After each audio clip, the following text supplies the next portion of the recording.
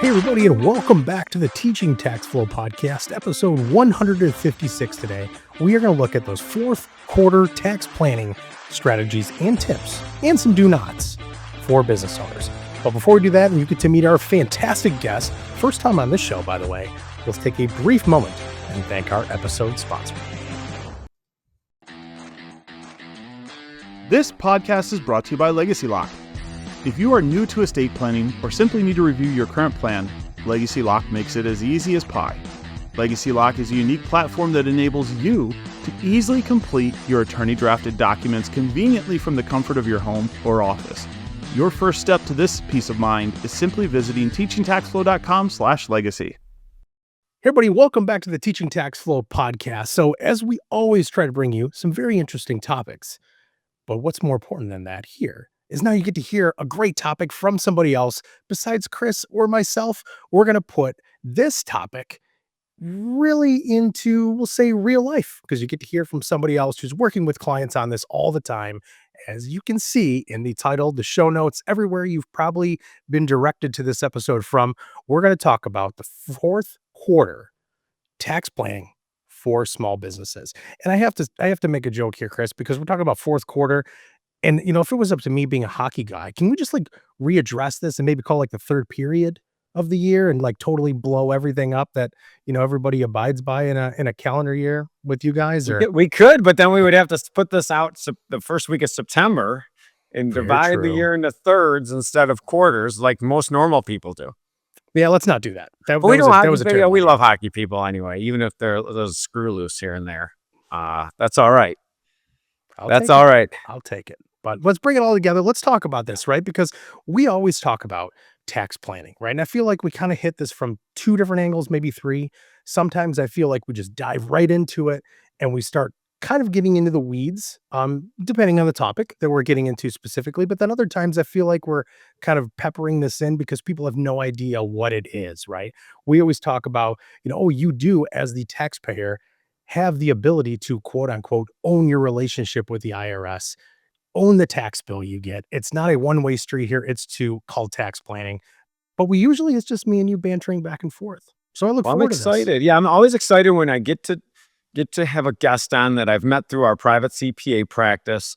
And we know one of the three laws of tax planning is that your tax return is a verb and not a noun. That means it's not something you do. It shouldn't be something you do or get at the end of the year. It's something that should be happening throughout the year.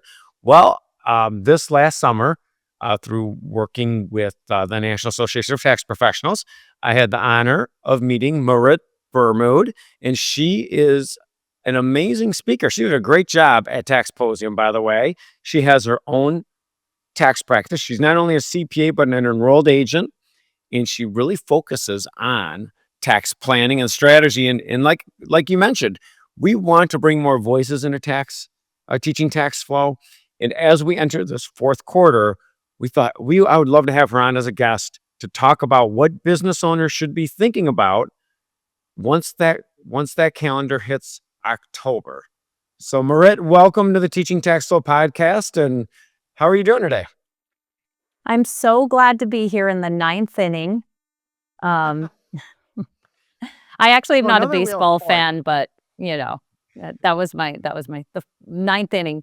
Yeah, I'm really excited to be here. I do love tax planning. You got me. For quite a few years, I only did compliance-based tax, and I was literally going to quit because it was so unfulfilling and so frustrating to get piles of documents in January through April and not being able to assist my clients because the year was closed and I can't, turn back time and change things. So once I found tax planning and was able to implement that into my practice, not only is it more fulfilling for me as a professional to be able to act as a partner and collaborate with the clients, but also in general, like you said, we're not now just being reactive, we're being proactive. So excited to be here, happy to share some tips, and yeah, thanks for having me. Well, can you give us a little bit of history, how you got into this business? A little bit of maybe about your practice and where you reside? Sure. I don't want to spend too long on it because we got a lot of things that we need to help the listeners with. We got to get them all those good tax planning tips. But I reside in Utah, Like you said, I'm a CPA, I'm an enrolled agent. So I've had my tax and accounting practice for, I don't want to date myself, but over 10 years. I started when I was 12. Just kidding. So, yeah, I have my tax practice. I specialize in tax planning. A lot of my clients are high net worth, but I do also have business owners in all niches, making all different types of money. And really, a lot of the strategies are the same, just kind of on a smaller numbers scale. So, Right. yeah. And actually, for those more moderate income taxpayers, a $5,000 savings could be a significant amount of their disposable net income, and especially at the end of the year. So that could be more impactful. But no, don't worry. I've a couple weeks ago now, I had the pleasure of going out to Minnesota for an event, and I said, you know what's cool? I've been doing this for 22 years, a firm owner. But I'm the Doogie Howser. You might be thinking to yourself, gosh, looks young. I'm the Doogie Howser of tax. So I started when I was 10. And then I thought, but if you know who Doogie Howser is, then you really know how old I am. So I kind of got in trouble there. Shoot, But you almost had it. You I almost had I it. know. But It well, happens. but yeah, so thinking about, as you said, you have a lot of experience working with business owners. What I like that about what by you and some of the things you do with your practices, many tax professionals are tax preparation people that kind of grew into a tax practice, which is great. But then I meet some tax professionals that I feel have more of an entrepreneurial mindset, and that's how I feel about you, and it's a big compliment. And I actually feel that skill or that mindset really helps tax professionals relate to business owners and give them practical advice. So what are some of the things you're talking to your clients about? And I know you speak to other tax professionals as we enter, October. We're not right at the deadline, right? It's not December, but also there also is lead time when it comes to implementing strategies. Yeah, you're totally right. I was talking about this with someone the other day, and not all tax professionals are good business owners for themselves. We can advise other people, but there's a certain type of tax professional that's also an entrepreneur, and that's definitely me. I've had the entrepreneurial spirit since I was like 14.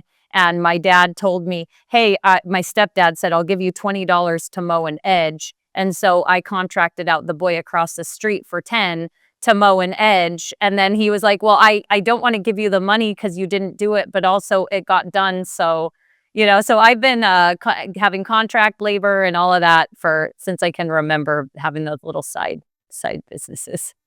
I love it. So hopefully you issued Yeah, him a 1090. Maybe it was under the threshold at $10 a week, 50 I was weeks, thinking about that.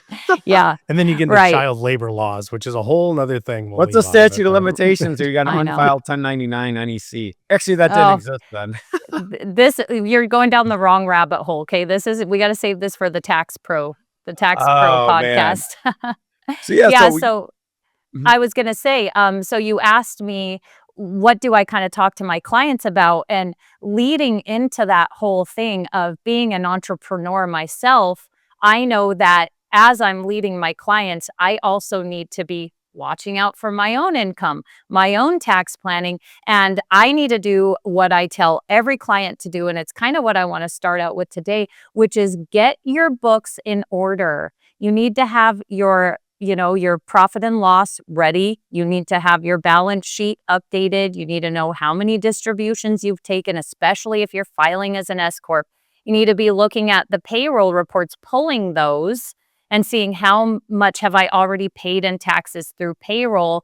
And this is something that when I had a client come to me the other day, I saw him out and about and he said, do I need to buy a new trailer for my business? Should I do that? And I was like, I have no idea because he's not an advisory client. I don't have access to his books year round. And so, first and foremost, everybody, if you don't have it, you need to gather your information, which is a lot of the time, I think, what stops people from even beginning to tax plan because there's work on you as the business owner up front to get everything that you need gathered so then you can move forward to estimate how much you owe and start making plans. Right? You nailed it. The first step of a personalized tax plan, even before you start doing the plan, is having a tax projection. That doesn't mean it has to be perfect. You have to figure out what your marginal tax rate is and where you stand. And I kind of shook my head for those that watch on YouTube when you said the vehicle. Like, I don't know how many times I want to stress that buying a vehicle might be a good thing, but it's not a tax plan. Like, it's just a car now or truck that depreciated once you rolled it off the lot. There might be a tax deduction for it immediately, but there's other implications. And it's kind of a lazy tax plan to just go buy a bunch of trucks, but but you nailed it. So you said, hey, we got to figure out where you're at. And Got to figure out where you're at. And there's things that I think that clients don't really think as they're gathering information. Did you have a large capital gain? Were you trading stocks as well? You kind of need to look at all aspects of your life. Obviously, we're talking to business owners here, but they are human beings also, and they might be trading all night long and they've got capital gains, or maybe they have rental properties, maybe they have other things. So it's really, and you're going to have to do it anyway in April. And if you start now and you start gathering everything and trying to figure out where you're at, it's going to make it less painful in April anyway. And it's going to give your tax pro a head start in terms of getting your taxes done efficiently. yes. What are some of the common misconceptions you see that business owners or myths business owners have when it comes to taxes? So, what was one that popped in my head when you were talking about the vehicle is they think if they spend $100,000 on a vehicle and they can bonus depreciate it, they're going to get $100,000 off their taxes. So, a tax deduction is not always it's not a dollar for dollar reduction in the taxes that they owe. And I think that's for sure a big misconception and something that is it's a pain point when you're talking to clients and you're trying to explain to them, you're not getting $100,000 off. It's based on your tax rate. This is a reduction in your income that is then, multiplied. And I'll do calculations with their effective tax rate to kind of give them an idea. But I think that's something that I always want to spread the word to regular business owners because they will go drop a lot of money, like $100,000 on a depreciating vehicle. And then they're very unpleasantly surprised when they find out it only saved them like $30,000. Right. So yeah, the tax deduction and tax credit are completely different things, and tax Yeah. credits could be refundable or non-refundable. I found a lot of one of our other rules of tax planning is tax flow and cash flow are different. What that means is that if you were to buy $100,000 vehicle and you put down 20,000 or you paid cash, the deduction is the same. Do you ever run into something like that misconception? Yeah, of course. People, Mhm. it's the same if they want to finance it versus paying cash. And so they're confused on whether if they finance it, can they take the full deduction? Do I need to pay cash? And you are right when we're talking about cash flow, depending on the business needs, it can be advantageous for them to finance the vehicle or the piece of equipment so that they have that cash flow inside of the business that they can continue to move and recirculate in order to continue expanding and scaling. And then yes, they can take the full deduction, but you move on to the next misconception or the next caveat that they're not thinking about, that now they have a liability on the books and a loan that they're going to have to pay for, say, 5 years, and that's going to continue to take cash out. So there's a lot of things on the internet from the big tax influencers that talk a lot about get the URIS. Do you know what a URIS is, John? You're a man. You probably car guy. Yeah, buy the URIS and you'll save $300,000. And then now they've got a $300,000 liability on the books. It's pretty Or painful. you have an $8,000 break job that's a whole nother Oh, thing. yeah, But that's true. The and maintenance honestly, on those things. what you guys are talking about here too, it's almost it drives me nuts now, and it has for a very, very long time when you hear somebody that maybe, they're gonna take the plunge. They're like, "Hey, I'm gonna go and I'm gonna start this business on my own." Whatever's causing it, and they're so excited about it.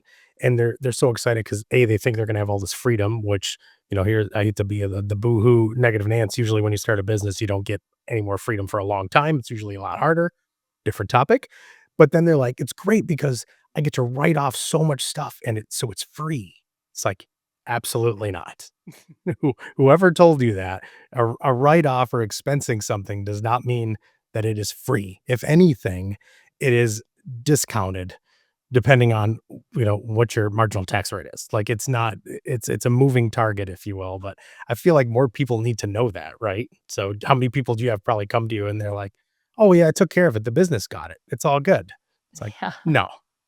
And Yeah. then they say, but I don't have any money in my business bank account. Why do I have to pay all these taxes? And I say, the IRS doesn't care what you have in your bank account. They care what's on your profit and loss, and you're showing a profit. So I'm sorry that you spent it all, but now it's time to pay the piper. So that's true. Cash flow. I like that you guys teach cash flow versus tax flow because they're two very different things, and they are so important to understand how they differ and how they work together and how you can work them together. And that's where it's hard to, you nailed it. It's hard for business owners to understand, especially I feel like sole proprietors because they don't really look at their balance sheet like maybe a corp or an S corp as much to understand, servicing debt is not a deduction. Doesn't mean you shouldn't service a debt or you don't have to. But we've run into situations where we work with people that buy books of business, professional like insurance agencies, and you run into the opposite problem. Hey, we're gonna make this payment over 5 years, but we don't realize the vast majority of what they're buying is a 15-year asset. It's goodwill. It's something so now it's the opposite problem. More cash is going out than you get deduction for, and like you mentioned, you might get that big deduction year one, but you're 2 to 5 years paying on that vehicle with no deduction. And here's what could happen. What happens? I've had this one, and well, I bought a vehicle for 100 grand. I took the $100,000 deduction. I owe 60 on it. My wife hates it. It doesn't fit my garage, so I'm going to trade it in. Don't worry. They gave me the 60 grand I owed on it, so I don't have to pay tax on anything. And that's a big misconception, also. Yeah, definitely. Especially because now they've kind of, over the years, they've gone back and forth in terms of trade-ins for business vehicles. But currently, they are looking at trade-ins as an actual sale. And I knew what you were getting at. I knew you were getting at the depreciation recapture Yes. you said, okay, here's the other thing. And I thought, I know what's coming Yeah. because this is something that you as a business owner need to be aware of, this depreciation recapture, because probably 75% of tax professionals, I feel like they don't warn their clients. And so they're very happy-go-lucky to look like the good guy, in the year of and say, yeah, we're going to take this $100,000 deduction and it's going to be great. And the client has absolutely no idea that they need to hold on to that vehicle because they've now accelerated the depreciation. So instead of spreading it out over, say, a life of 5 years, they've taken that full 5 years up front, and now they need to hang on to it for that amount of time, or they're going to have to pay back the deduction that they took. I just had a client this year. I got him in the middle of the year, but his previous tax preparer had put an Airstream trailer on his books, which he has a business where I could see the trailer, okay, all right, it's a business Airstream trailer, sure. But then he decided I think he sold it. He didn't trade it in, but now he has, and it was the very next year he sold that $100,000 trailer, which I wasn't, working with him at the time. I'm looking backwards now. We're always talking about proactive. I now have his documents proactively looking back, and now we have $100,000 addition to his income, an additional recapture. It is painful, and no idea. He had no idea when he committed to taking that deduction that he had obligations on his side, or at least be aware of what would happen if he decided he was going to sell. Yes, there could be phantom.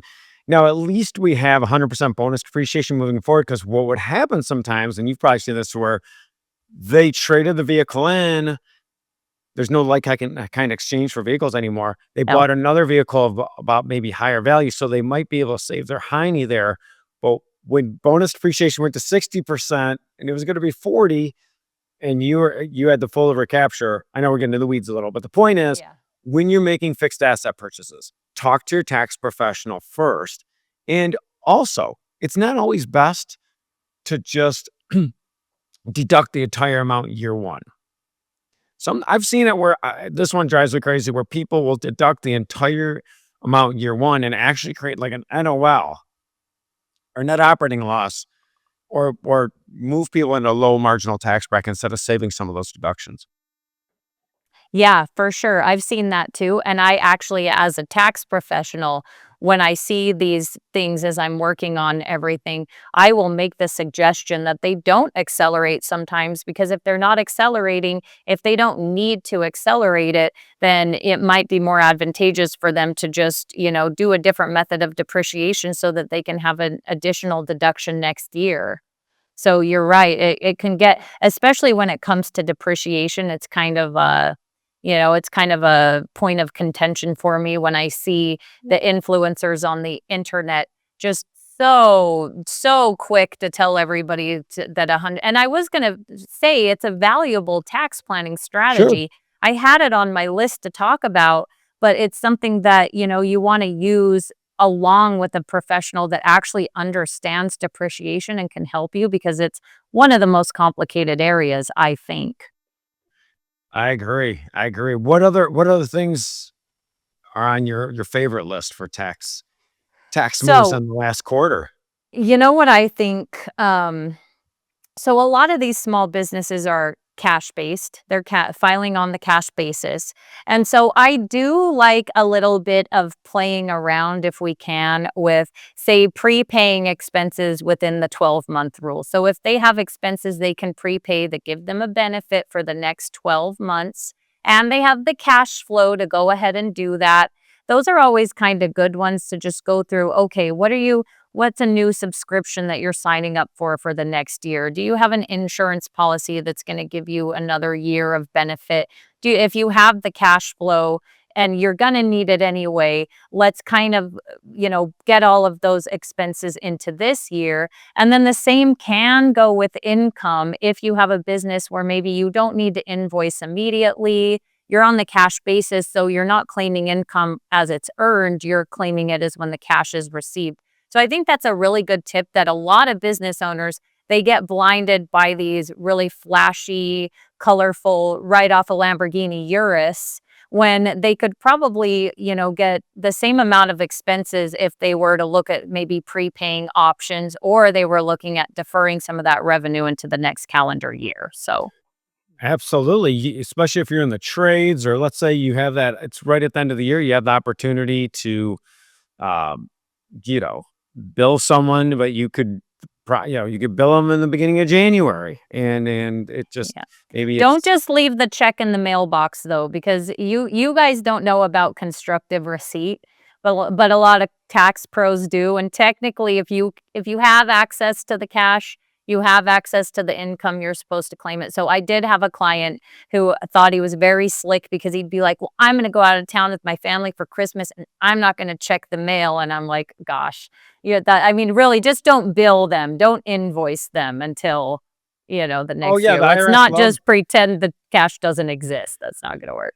they love saying, Isn't it kind of odd there aren't any deposits from December 10th to the 31st, but January 2nd there's a huge lump sum? Oh, that's kind of crazy. But I love that idea of Yeah. timing. We can within the rules, legally and ethically, time our deductions, time our income potentially. I mean, that's smart. And you got to look at where you're at, like you said at the very beginning. Look at where you're at year to date, determine. Or do you feel like the next year, you might work with a business owner that says, "Wow, well, next year I know I'm buying X amount of computers, or actually we're going to be buying our own office building and have a lot of deductions there. So maybe I might want to not expense things this year." It just depends. Yeah, Um, and you said something that kind of got my head going too. This is something the business owners would definitely want to work with a very knowledgeable accountant. But let's say you really are planning on buying an office building in the future, there might be an option for you to implement the self-rental strategy, where you can group your rental with your business operations. It's a special grouping election, and then they could do a cost segregation. There's a big one there that's kind of for, say, a higher net worth business that would be looking to purchase their own office building. But it's kind of this thing where technically, I suppose you could do it in the fourth quarter, because if you group it in with your business operations, you're not so pressed for material participation. It's already included in with your business operations. So it's something that definitely won't apply to everybody. But if you are a business owner out there and you're thinking, that could be me, I do want a building and I really need to expand, I've been wanting to anyway, maybe talk to your tax professional about doing the self-rental strategy with the grouping election. It could fit for you. But again, there's other caveats that we couldn't cover in this podcast that you would want to be aware of, because the way the income is treated moving forward and losses are different than a regular rental. So Correct. Correct. And it could be prudent just financially to own your own building as well. right, yeah. What are some of the other things that you're thinking about that that people need to focus on as we enter the pre-holiday season? I don't know, this year's flying by right now, so Well, if you are an owner of an S Corp and you have not been doing an accountable plan, like most S Corp owners do not, unless they have a really good accountant that gets after them, I would suggest that you get together those reimbursable expenses, that you have that contract with the company that they're going to reimburse you as an employee. Technically, you want these reimbursements, coming through every month, and you want them to be organized. But let's just say you haven't jumped on that boat yet, but you're going to. You're going to get organized moving from here on out. Well, because those S Corp owners will say, well, I want a home office deduction and I want this, and my accountant won't let me have it. You can have it, but you need to submit it the right way through an accountable plan. If you're a Schedule C owner, you could also do the same thing. So if you haven't been tracking your mileage, let's get that mileage log recreated. I use Mile IQ for my mileage, and I classify all of my drives. There's a lot, I think, of missing expenses and deductions that the business owners can find. But again, they need to gather it. They need to gather that information for the home office. They need to gather that mileage, and it will result in a good deduction. And it's much better to get it done now than to try to be gathering it all at tax time. And it will help you plan and find out what else you need to do in order to lower your income. absolutely. We have I ran into a new client in our private practice who is in the professional service business, has a legit home office in an affluent area in a major city. And it was deemed that a home office similar would be about $800 a month for just like a WeWork or Regis. So that's a $10,000. He's an S Corp.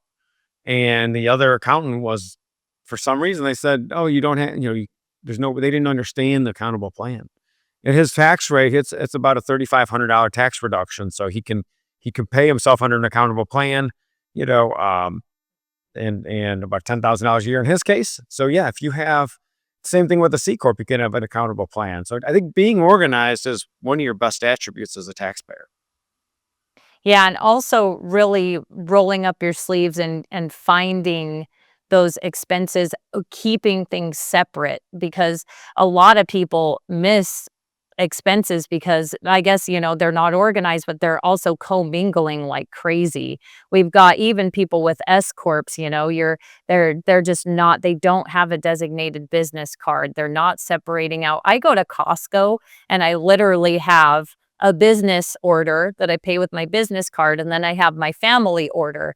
The more that you can do for that, I think that business owners have the misconception that it's annoying and my accountants just, they're getting after me and they want the receipts. But really, we do it all for you. I certainly don't like being the bad guy that's out there having to drop huge tax bills, feeling like I'm fighting with my clients. I want to be your ally, but I'm also not a miracle worker. I can't go with you to Costco and tell you to split your purchases. So really being cognizant of your business expenses and keeping them separate, treating your business as a separate entity from yourself. I agree. Yeah, you want to, especially if you're, an S corp. That's huge. Yeah. And then kind of in the same vein as S corp, making sure that you are taking some type of reasonable compensation is important. But that's it's kind of more compliance. I would look at if people are interested in retirement plan contributions, small business owners, um, there's somewhat of a misconception that those have to be done before the end of the year. I mean, if they're not all of them have to be, so that's another thing. But there are some things that have to get done in the fourth quarter. Like you said, the reimbursable plan is very important, for a variety of things because what we run into, especially, I mean, the standard mileage deduction is pretty favorable right now, especially if we Yes. have like a hybrid vehicle or an EV. And so if you're not the best, or if you want to avoid that depreciation recapture or some of those pitfalls that we talked about, having a reimbursable plan if an S corp for your mileages would be a good idea. Um, what are any other things that you want to make sure people are aware of, and should they wait till December 31st at midnight to be contacting their accountant Yeah, I think don't wait that long. Definitely don't wait that long. Another one I kind of wanted to talk about, I think, is something again is kind of one of those flashy things, but when done properly, is really, if you're already paying a family member or a boyfriend or a girlfriend to help you in your business, I have a lot of young clients that are content creators, for example, and they will have a boyfriend or a girlfriend who literally does everything. He helps me film, he edits all of my videos, he does all this stuff, but they're not, trying to shift any of that income over. There might be people that you're already paying to help you in your business, but you're not actually giving them a 1099. You're not getting a W-9. You're not doing the things that you need to do to write it off as an expense. That's sometimes really big missing deductions, especially with younger clients who are in more artistic industries. Or I have another client and she builds little crafts, candles and things like that, and she'll have people that come over and help her build them, and they'll have candle building parties, and then she'll pay them and she'll be like, I gave so and so $500 and they're helping me, and I gave so and so $700. Well, in order to write that off, and you can write that off, we need to get the W-9s. It's very important, and get that information. You should be getting the W-9s before you pay the person so that you can then send them a 1099. But income shifting, when it's a valid income shifting strategy, can also be very helpful. A lot of people really, especially in small businesses, right? Like, we want to hook up our family members and our friends, but you can't just pay them and then you don't get to take it as an expense and they don't have to take it as income. You can if you want to, but it's certainly not going to help you with tax planning to do it that way. And so I sometimes see areas where, they could improve a little bit in that instead of just giving handouts to everybody. Well, I mean, you just mentioned something that's very important as far as, yes, being organized and getting deductions, and if you are paying subcontractors, this might not seem like tax planning, but ultimately it is. Make sure now your best practice is to make sure you have a W-9. The W-9 form is a form that independent contractor gives to someone paying them to share with them how they are taxed and what their tax information is if a 1099 should be issued. But having those on file instead of scrambling around in January, February after you've already paid somebody and that person might not be willing to give you that information, and now you've kind of have a compliance issue, is something that, especially for smaller business owners, that they're the maintenance team. They are the banker. They are doing so much for their business, and they don't have they just don't have a team yet to kind of keep them in check and make sure all those checks and balances are done. A lot of times they're scrambling around to get a job done and paying people outside their truck and be like, okay, and yeah, that could be Yeah. stressful. And they might not even be tracking it. I don't know. I think I gave this guy $500 to come help me do this real fast. Or, I mean, you want to track that. That can add up to a lot. Hmm. Absolutely. Well, we appreciate it. This has been great. Do you have any final little tidbit for that business owner? Um, Sure, I can think of a good one. oh, thank you. Yeah, Hate to put you on the spot. I have a final tidbit besides me harping on you to get organized and get going now. because you can listen to this podcast and then you're going to put it off until December 31st, and don't do that. But also remember that don't buy it if you don't need it. Like, the whole premise of the theories behind what these guys are teaching is all about managing your cash flow with your tax flow. And let's not get so caught up in creating a deduction and I need a tax expense and I'm writing it all off that you're sinking your own ship. Because yes, you want to make sure you're always proactively tax planning, but you don't want to go buy a bunch of stuff that you don't need just to get a discount on your tax bill. So that would be my final advice, is be smart Yes. about it. Don't let your emotions make you get crazy, because sometimes people get real crazy around this time of year, and we need to keep our heads on straight. We need to tackle this with a logical mindset. That is great advice. That good? Don't let, Yeah, okay. don't let that Good. tax I tail like it. wag the dog, as they say. Yeah, exactly. That's awesome. And honestly, Marit, I think one of the coolest things about what you said a little bit earlier on, right, when we were talking about all this stuff, right? Like there's so many people, and this is not a dig at TikTok specifically, but sometimes I call, the TikTok diploma on how you do things really quick, right? Mhm. It's again, people are saying these strategies, these tips, but they're not giving you the whole story, right? So probably the best advice is, there's so much stuff out there, just making sure you're connecting with somebody. But then you gave the example, right? Like you're renting, you might want to buy an office. It comes down to communication, the relationship with your tax professional. They're also not a mind reader or a wizard or a warlock, whatever it is that makes things happen. If you don't tell them that you're thinking about buying an office, they might not know that's on the horizon, right? And you might have to do things differently today that'll impact years down the road. So it all comes down to that, right? Just communication, organization, Yes. and the rest is, whoever you're working with. Harmony. But, that's a great way to Harmony. end it. End with harmony. We shall sing together, like in the sentence. Anyways, we won't do that. We don't want to lose subscribers, Yeah, at least let's for me and not. Chris' standpoint. But I don't thank you. have a voice that would keep subscribers either, so We could just go to a Awesome. black screen and just, add some, some generative stuff in there. perfect. But thank you for joining us on this, Chris. As always, I love kind of being a fly on the wall, listening to these conversations a little bit as well. But I know we have more of this stuff coming up. So I look forward to that as always. Again, great topic here. We're going to put really a bunch of contact information in the bottom of this in the show notes here, depending on where you're listening to. Reach out to anybody on our team. Marit, obviously, always, we appreciate your time. So please, everybody feel free to connect with her as well, too. And let's just keep this going. And if anybody takes anything from this, let's just make it more known that tax planning is a thing, right? And people can do Yeah. this, and there's a lot of power to it, as long as you're building up that team with some knowledgeable people around you. So on that note, we'll see everybody back here again next week on the Teaching Tax Flow podcast.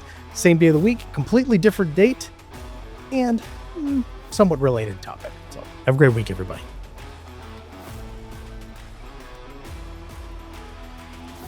The content provided is for educational purposes only. We encourage you to seek personalized investment advice from your financial professional. For all tax and legal advice, please consult your CPA or attorney.